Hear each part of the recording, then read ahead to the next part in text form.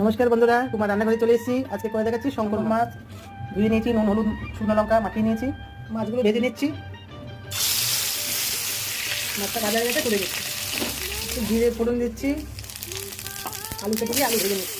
একটু পেঁয়াজ দিচ্ছি, স্বাদ মতো নুন দিচ্ছি। এবার একটা মশলা করে নিচ্ছি। আদা দিচ্ছি, একটু পেঁয়াজ দিচ্ছি, একটু ধনে পাতা, টমেটো আর দিচ্ছি রসুন। মশলাটা করেছি, এটা দিয়ে দিলাম।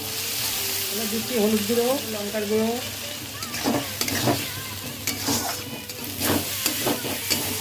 দিয়েছি একটু জল দেবো। মাছগুলো ভেজে রেখেছিলাম, ওগুলো দিয়ে দেবো। কষিয়ে নিয়েছি, এবার একটু জল দেবো। জিরের গুঁড়ো দিচ্ছি,